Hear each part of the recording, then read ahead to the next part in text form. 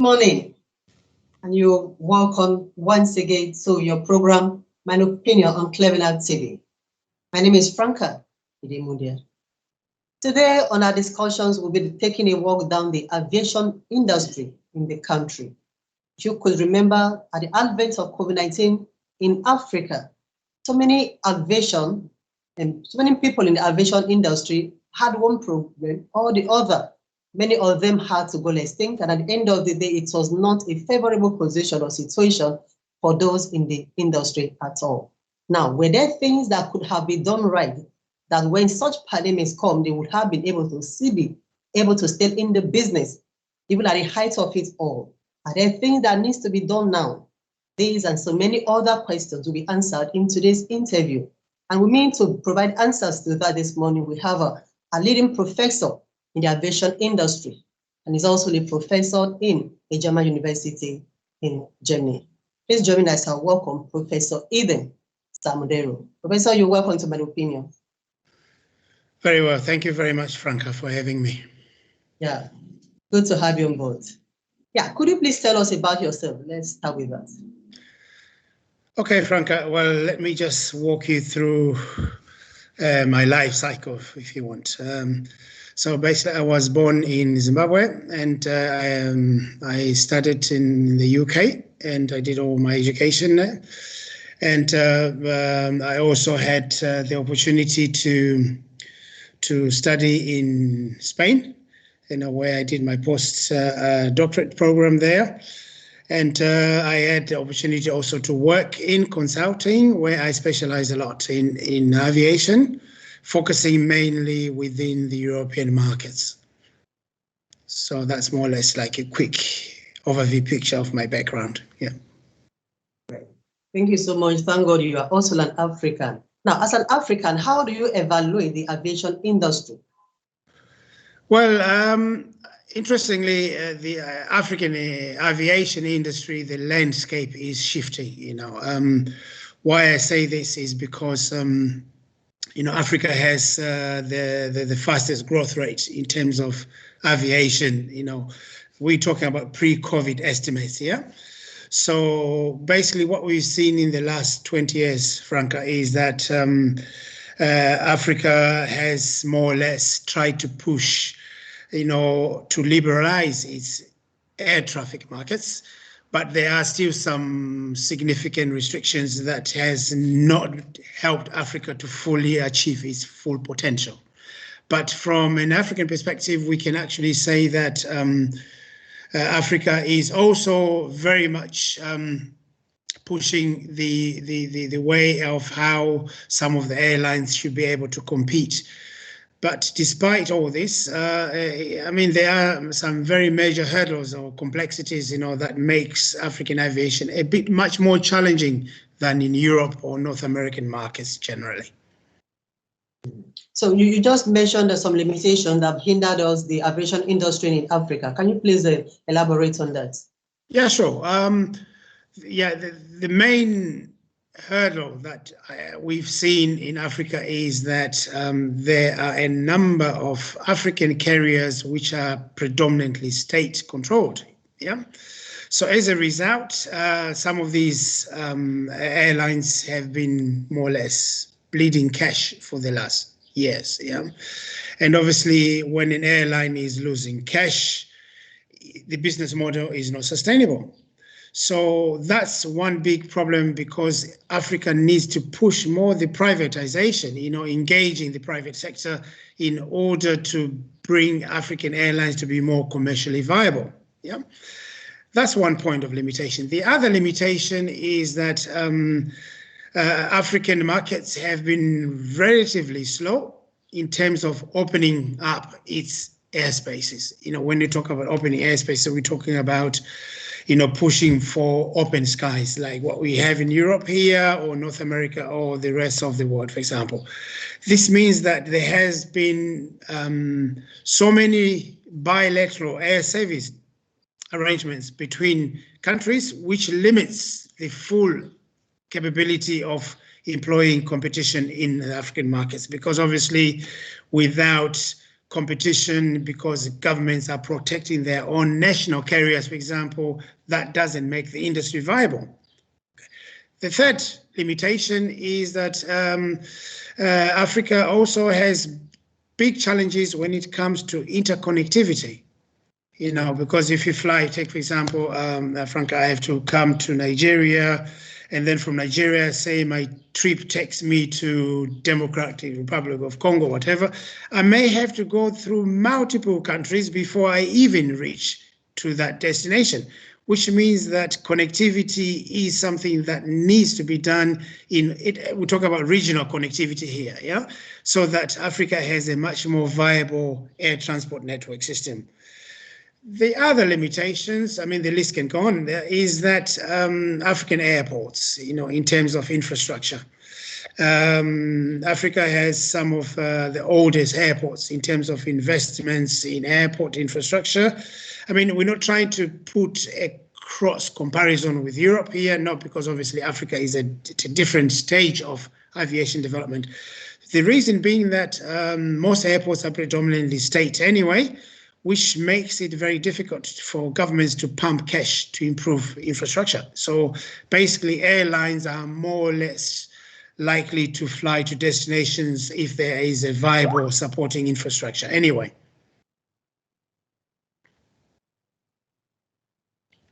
Okay.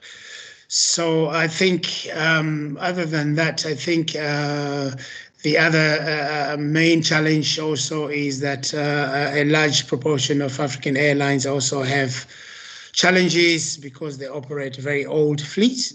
You know, when you have old fleets, that means your operational costs are twice as high. Yeah, so that is always the essence here, in my view, because we need to push the privatization agenda, you know, to make the industry a bit much more viable. Definitely. Now, you just mentioned the limitations and you're talking about privatizing the sector itself. Now, whose responsibility is it to make this happen? Well, I mean, to push privatization, there has to be stakeholder engagement, yeah? So it's not predominantly a government's role. I mean, governments have to engage the private sector, you know, because obviously the private sector can bring in the much needed capital, yeah, to support any kind of private public entities kind of enterprises, because obviously with limited cash capacity, we cannot be able to achieve full privatization. But at the same time, we need to see governments being open also to foreign investments, you know, because one of the biggest problems, Franca, in aviation is control and ownership, you know, yeah? Because if you take a look, if you look in the European markets, for example, most European airlines are privatized and most airports are privatized, and they've become very commercially viable anyway, yeah? So in order to bring in this push towards privatization, we really need to have a dialogue with private sector so that we can be able to bring in the much needed capital to support infrastructure improvements, yes. So right now in Africa, we're having some countries taking over the aviation industry from the state ownership, okay? Now, federal is taking over the state ownership of the aviation industry. Now, do you think that will in any way create a solution to what you've just outlined? Well, I mean, the challenge is there's no one-size-fits-all solution for Africa, you know, because Africa needs its own bespoke, customized solutions, homegrown solutions, yeah? I mean, if you look in Nigeria, for example, I mean, we're talking about a country that has seen a wave, if you like, of startups, of carriers, yeah? Okay, and we talk about Green Africa, we're talking about very recently some new carriers that are also sort of mushroom in Nigeria. But of course, if you go further down in Southern Africa, for example, you still have countries where you have, for example, Air Namibia, which is no longer functional because that collapsed anyway. So even though if there was private ownership, if there is no sound business model, the solution is not going to be sustainable. Anyway, I think what is paramount here is, I said earlier, there is a need to look at the African aviation industry from a holistic perspective, where we have to involve so many layers of stakeholders, because in order to really exploit Africa's growth potential in aviation, there is definitely a need for this multilateral stakeholder engagement so that we can be able to achieve the same level of aviation as we've seen in the developing countries normally. Yes, all right. Okay, you are an expert in the aviation industry. Okay, we've already said to that. But the thing is this, now, having looked at all the sector in Africa, which of the country do you think for now is actually at least standing on this field without any limitations as it stands right now? You mean the country experiencing limitations, or the one pushing the agenda further? On pushing out of trying to push out of these limitations.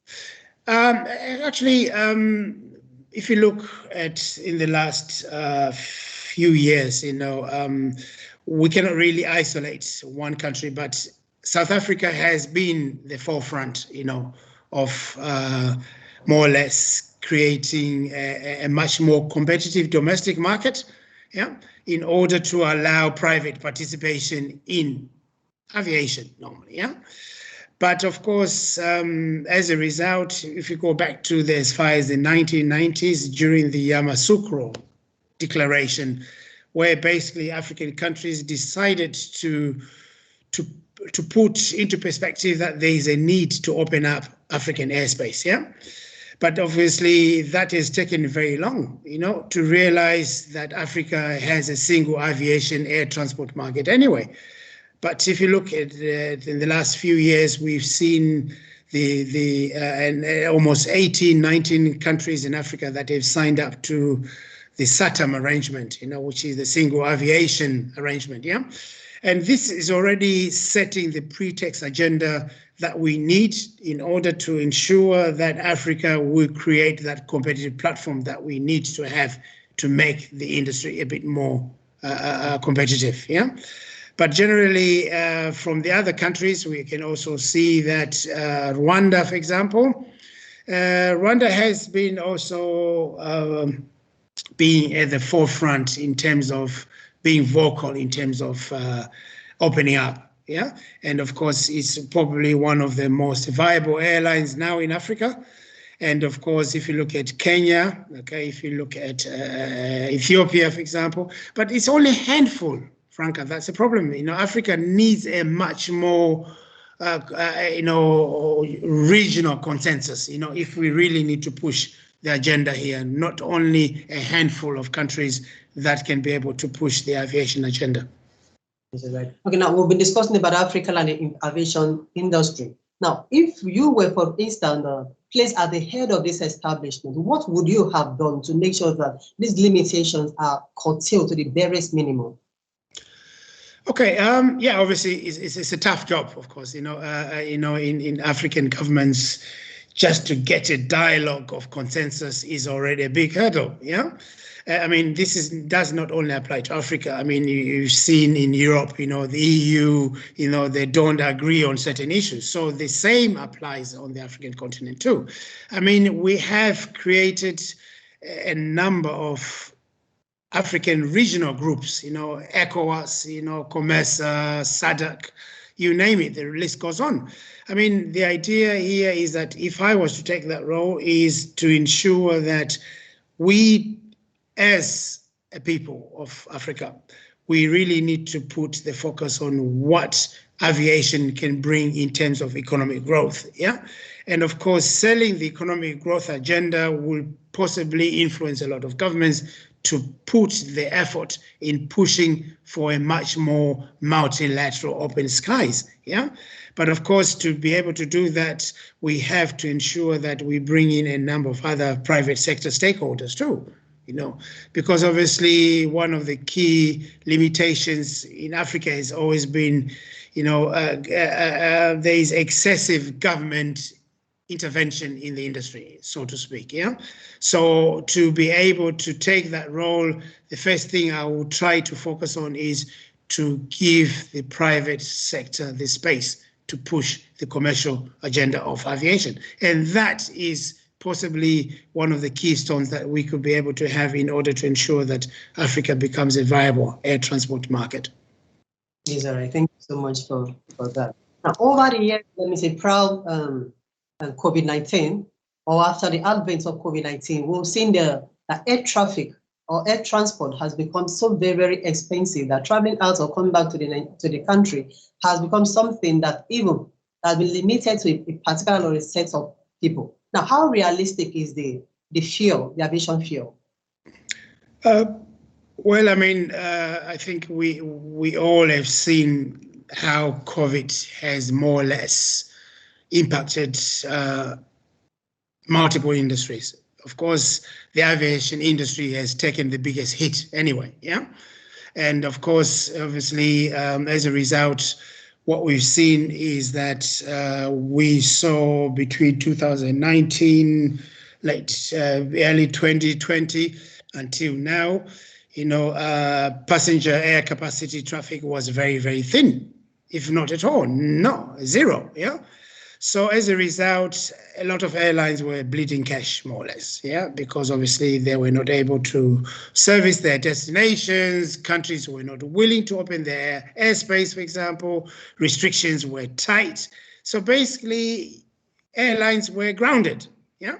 So as a result, fuel is one of the biggest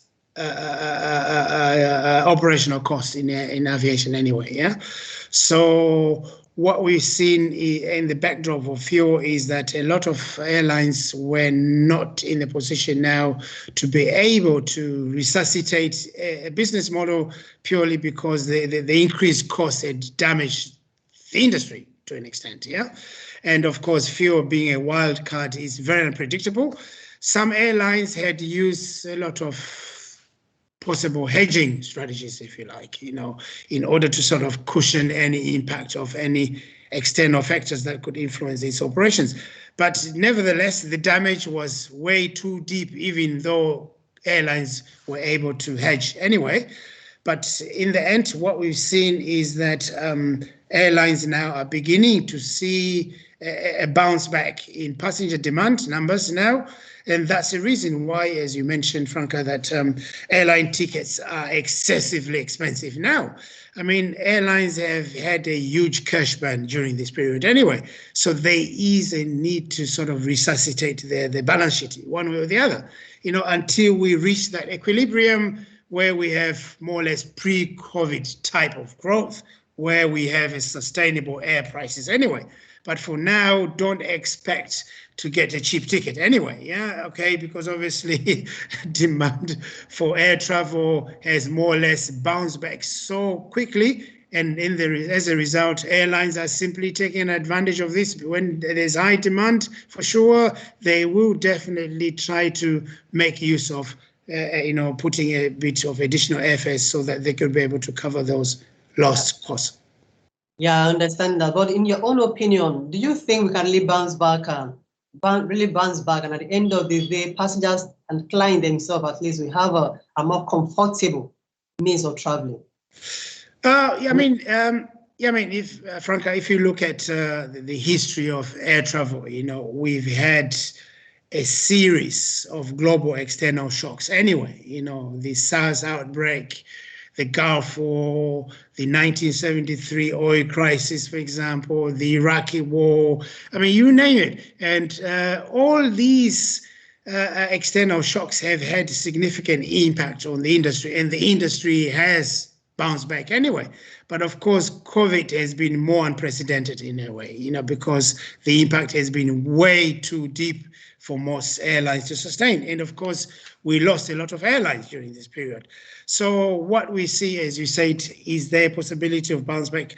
It's very difficult to put a timeline in terms of bounce back. I think what is significant in this case, Franca, is that we are beginning to see passenger traveling confidence now, which is something very important for the industry, because if you look in the last year, for example, people were still very cautious when it comes to air travel. And now all of a sudden, a lot of countries have lifted restrictions. They have opened up airspace, for example. And of course, passenger numbers are beginning to climb. So I would possibly put an estimate that we may probably be able to see this recovery, going through as far as 2025 in order to come to more or less pre-COVID numbers. But generally, the recovery has been significantly painful. But at the same time, probably I might need to highlight this to you, Franca, is that the industry also is experiencing huge skills shortage, because during the pandemic, a number of aviation personnel were laid off, and of course airports had limited personnel, airlines, pilots, you name it, cabin crew, and all of a sudden we have seen this huge surge in demand, and now we need personnel, but the people are a bit more reluctant to join the industry now because they fear that this industry has a tendency to be hit by global external shocks anyway. So it doesn't give people that sense of job security anymore, So that's the reason why, if you look in Europe today now, most airports, they have problems to find staff normally, Airlines are having problems to find pilots, cabin crew, you name it. So in the end, I think when you talk about recovery, we're not only looking at a significant increase in passenger numbers, we also need to look at the workforce recovery in order to bring those numbers to the same level that we did before COVID. It's all right. Thank you so much. And now you just made mention of something about the COVID, the pandemic's effect on the aviation staffs. Okay, now if for instance, definitely things can happen and then we might be having more of these pandemics at the same time, right? But we cannot really save that. But in case of future events, okay, like pandemics and the things that will have so much impact on the aviation industry, what should we be looking at? What precautions should they, let me use the entire globe now, should looking at to put in place in case so as to be able to curtail such occurrences?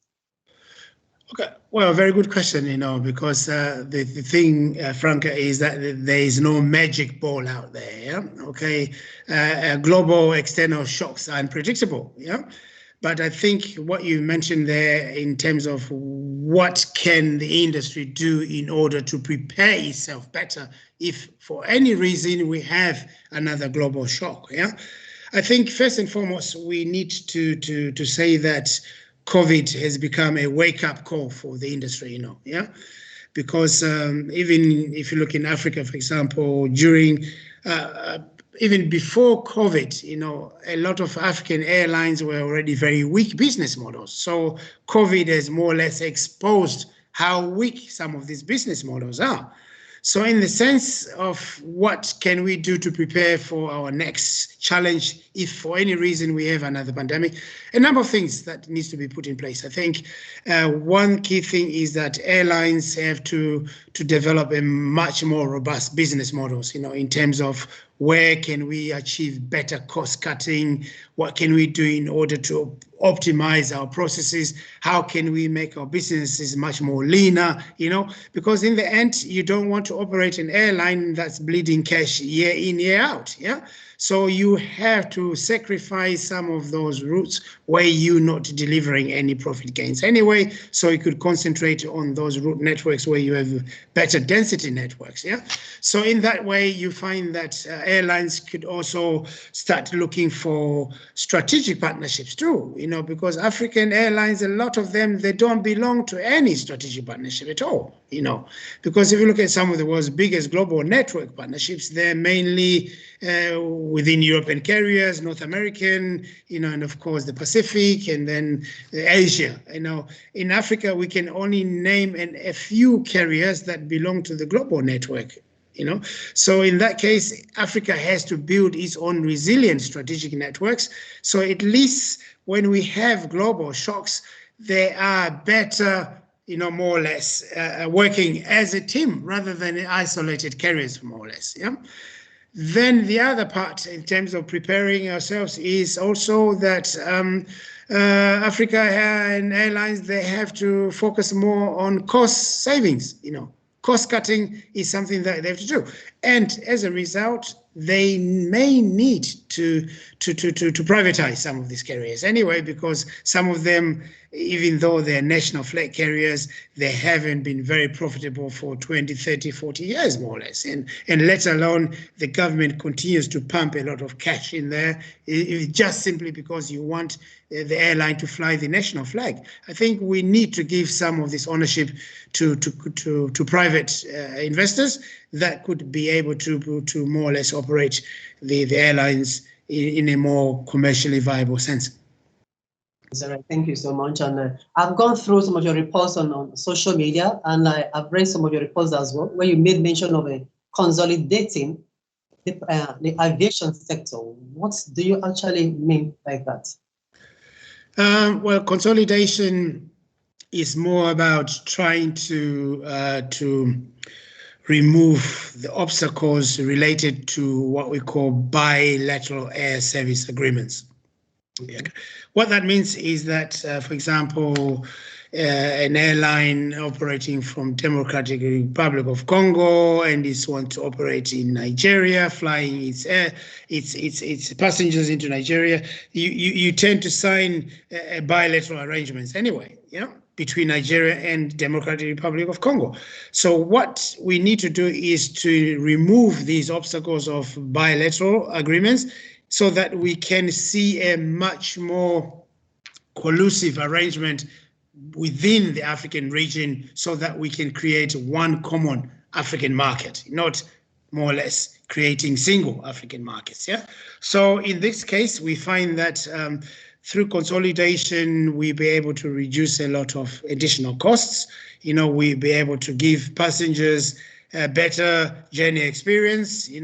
We can remove also other restrictions relating to passenger controls, especially when it comes to, visas, comes to clearance, etc. Because it will be more or less, if you fly from Nigeria to Congo, it's like you're flying internally in Nigeria without any restrictions.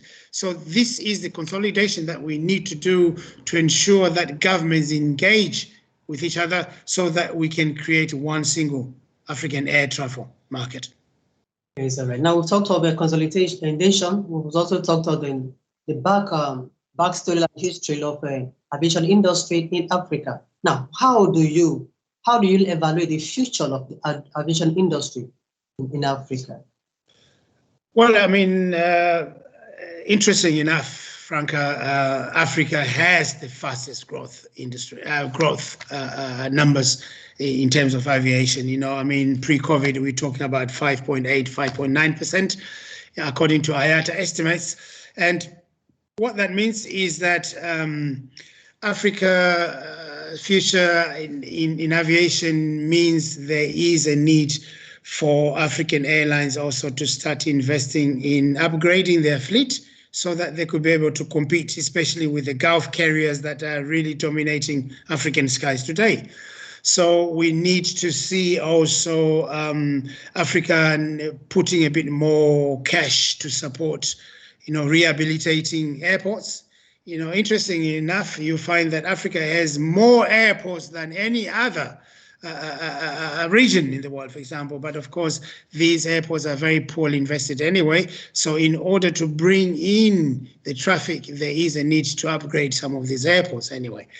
The other side of the future of aviation Africa is that aviation brings economic prosperity for the continent too, because not only is it supporting transportation of goods and transportation of passengers, but also it is very closely linked to the tourism industry too, because, Africa is a very favorite hotspot for international tourist travel flows anyway, especially if you start looking further down sub-Saharan normally, yeah? So you find that to accommodate the volume of tourism flow in Africa, we need a viable air transport system anyway. So this is the reason why I think what we're seeing in Africa is we are seeing some significant progress even though the progress has been very painful, slow, we have now started to see some action being taken in order to promote and more or less make Africa a very viable air transport market. All right. And you are a professor in a German university. That's right, yes. Now, what effort are you making to make sure that Africans, okay, Africans in diaspora that will want to like branch into this field, the aviation field, okay, have an easy way in entering into penetration? Well, I mean, first and foremost, I think most Africans in diaspora, there is a definitely need to engage in platform networks, so we could connect with each other, because there's so many, talented Africans across the world, in Europe, everywhere, yeah. And as I'm sure you're aware of this also, Franca, that Africa, we suffered a huge brain drain too, yeah, because a significant number of highly educated Africans possibly not on the continent anymore, they're in diaspora. So why we don't engage more so we could bring back all the knowledge and the know-how to promote and foster the growth that Africa needs? Because obviously Africa can only grow, in my view, with the effort of diaspora, because obviously there is so much talented diaspora in terms of skills, so we need to start giving back to the continent. This is the reason why I started with Amina. This is the reason why I'm focusing most of my aviation effort on African projects more than European, because I think I can give more to Africa than what I can do here. So this is the reason why I think when you look at the skills shortage, the expertise shortage on the continent, especially in aviation, there is definitely a need that Africans in diaspora, we have to connect through social media or establishing networks like what you're doing with your colleagues, for example. This gives us a huge vocal mouthpiece, to say that, look, we are all Africans, and then we should be focusing more on how we can foster growth for the motherland, So that's my vision for Africa. That's a good one, Prof. Now, in your last and your discussion, you made mention of the Amina Project. Right. Can you just elaborate on that? Can we hear what it's all about? Okay. Well, with Amina is what we do is probably let me just walk you through briefly, what how Amina started and why we focus on this. Well, Amina Africa is initially started here in Germany, in Berlin, and set up as a trade and investment advisory company, providing advisory services to companies in Germany that have interests in Africa. And then I started developing the portfolio for the aviation side of Amina. And this was because I realized that on the African continent, there are a lot of airlines, airports, or other stakeholder value chain actors in the aviation industry that may require, professional services, So I established Amina Aviation as a managing partner, and then I built my team from scratch. And what I did was try to bring in Africans, who have a deep knowledge of the industry on the continent, because it didn't make sense, in my view, to try and bring in, fellow European colleagues to try and solve Africans' problems, So I think African, as I said earlier in the interview, Africa needs its own homegrown solutions anyway. So we need to find solutions that are being derived by Africans themselves. So we set up all this year, and the team has been in place. On the project level, what we're doing is we're trying to provide solutions for airlines, especially when airlines are experiencing challenges relating to cash flow burns, for example. They need restructuring, for example. They need to find the optimum way of how to make their business model more sustainable. They try to drive change, and this is what we advise them to do on a professional level. And of course, we conduct very rigorous analysis before we can be able to more or less recommend what I consider to be best practices. So what I try to do with my team is not to make African airlines look like European carriers. No, I take the best practices. That's what I do, So by doing that way, we are trying to find solutions that are designed for the African climate. And this is the reason why I think Amina has been pushing the agenda of providing consulting services to the industry. Is that right? Now, apart from the Amina Project, do you have any other projects aimed at bridging the gap between the aviation, between Africans and then putting the diaspora in the aviation sector? Yeah, of course. We always. I mean, I have actually a number of projects that are in the pipeline now, and these projects are mainly trying to bring in a significant number of Africans that are in diaspora who have very specific aviation skills, because like any other industry, as you know, if you're going to provide any solutions, you need individuals with a specific toolkit, no? Yeah.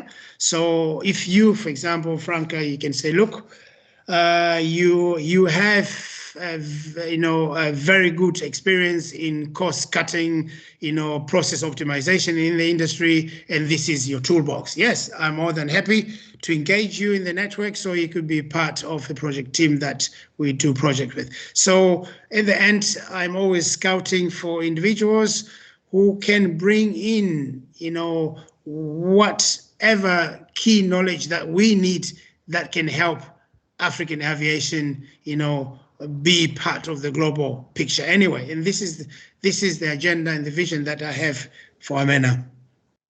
Yes, all right. Thank you so much for that. And I do hope Africans listening to us now and after this, we begin to take advantage of the services you are proffering. Okay, now you've spoken as an African, you stay in Germany, you work in Germany. Now, how do I put this now? Can you confidently say that Africa is a motherland?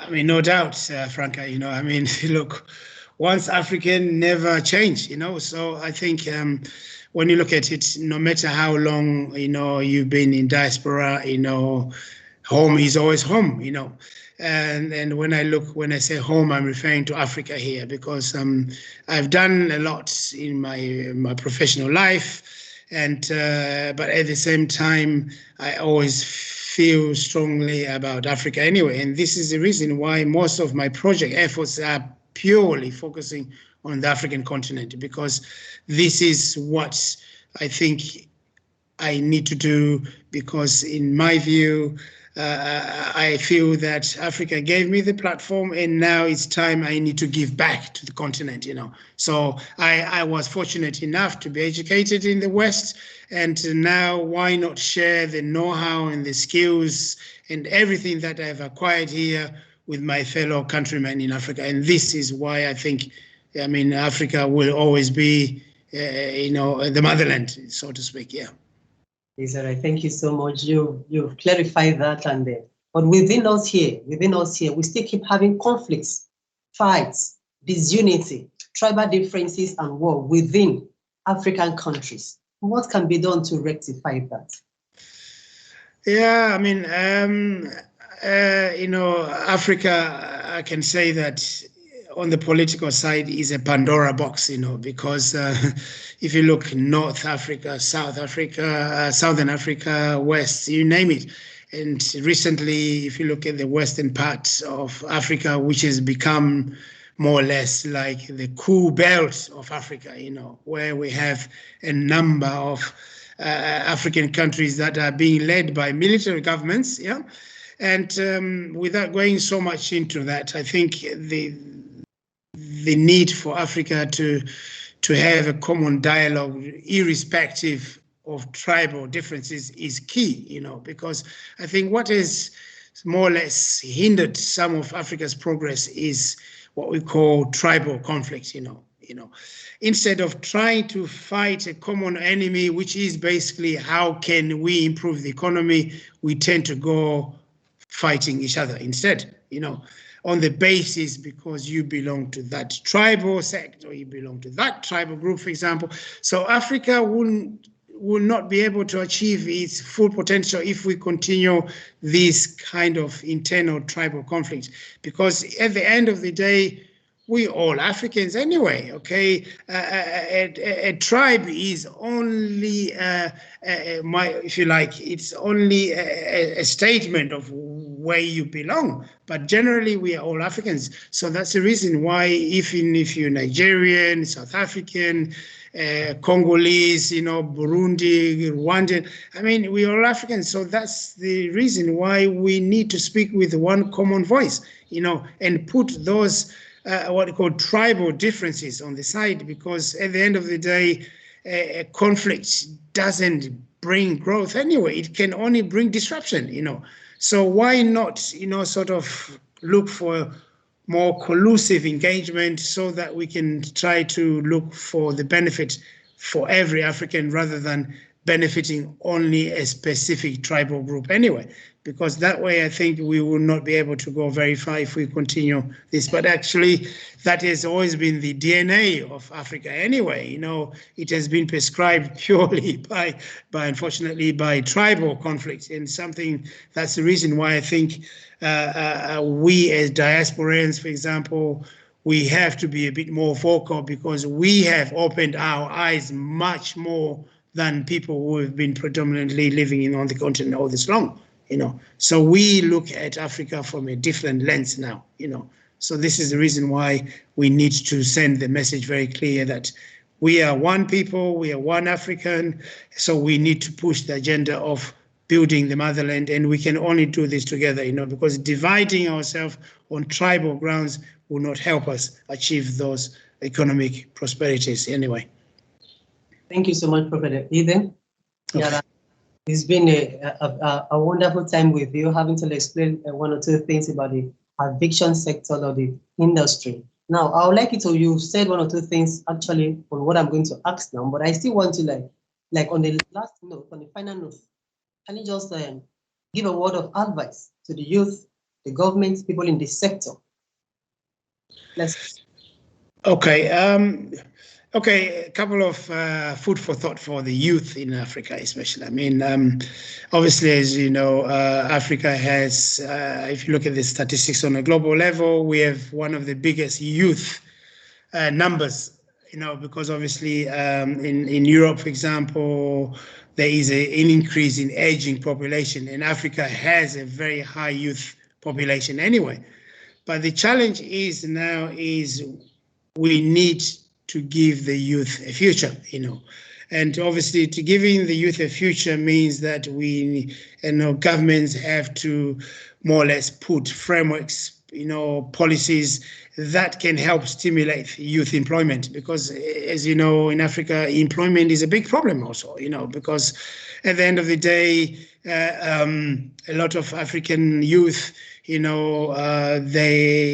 go to school, they go to university, and then they come out of university and there's nothing out there, So in the end, of course, governments don't create jobs, markets create jobs, yeah?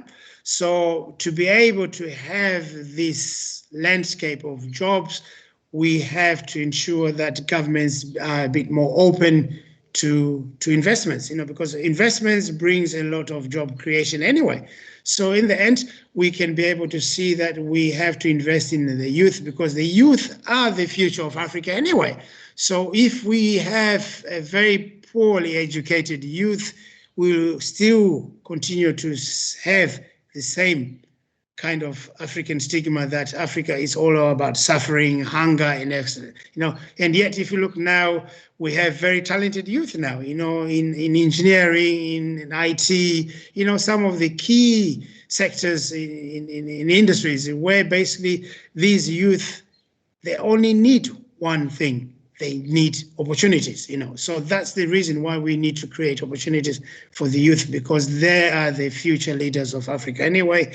And of course, without looking after the youth, we will continue in these vicious circles where Africa will continue to have the similar problems we've faced for the last 50, 100 years, more or less.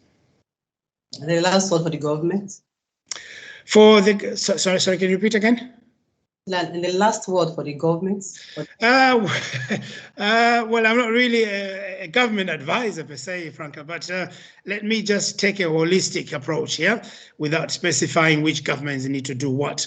Generally, I think one key thing, in Africa, governments need to build more transparent methods of governing, because one of the biggest problems that we faced in Africa has always been, a historical picture of, continued corruption, governments, not being so transparent, I think governance, when it comes to good governance, we need to tackle corruption on the continent, because corruption has basically killed a lot of what could have been the catalyst to drive the economic growth on the continent. Because at the end of the day, when we have corruption, governments have to put institutions in place that should tackle corruption, And at the same time, when you're talking about tackling corruption, the problem in Africa is that this corruption, it has become institutionalized, It's in the system, So to be able to deal with it, we need very rigorous institutions that can take corruption head on, because there's no way to trying to bring in foreigners to deal with corruption issues. And that's the stigma that is more or less sort of put Africa at a disadvantage when it comes to foreign direct investments, because the issue of social capital, trust is missing in the whole equation, because foreign businesses feel that, if you're dealing in Africa with business, it's never crystal clear, you may not get what you were promised and that kind of. So this is something that we really need to get rid of. And to be able to do that, we need to showcase, the global community that we have functional institutions that deal with corruption, Yeah, it's okay. Thank you so much. But the last word you give to us is the last word for the players in the industry. For the players in the industry, I think since there's so many stakeholder players in the industry, I think one key thing is that we need to work together as an African continent so that we can promote aviation, because as I said earlier in the interview, with aviation development comes economic growth too. With economic growth comes job opportunities. With job opportunities, we can be able to engage with the youth, So there is this acceleration effect, that comes with, promoting the industry. So for the number of players that make up the industry, even though it's, for example, the tourism sector, which is part of aviation anyway, they also can play their part, in terms of promoting destinations. But of course, promoting destinations means that we also need to have a viable air transport network system too, So investing in airport, air network system is going to be key, and also focusing on building strategic alliances within the continent is going to be very important. And we need to start pushing more the SATAM agenda, because since 1990, the Yamoussoukro, everything has been painfully slow, as I said earlier. I think we need to fast track this in order to bring Africa to the same level as the rest of the other world when it comes to air transport. Yes. It's all right. Thank you so much, Professor Eden. It's been a wonderful, more than 50 minutes interview with you, and we do hope that one of these days you come back to the studio and let's get to talk one or two things about all you do. And Clevenard team do wish you a success in your projects henceforth. Thank you so much for being a man of opinion. Well, thank you very much, Franco, for having me. Yes, sir. And so, viewers, we've come to the end for today's presentation on my opinion. And I've got the necessary opportunity, the necessary industry have heard one or two things about the profession. So in the house this morning.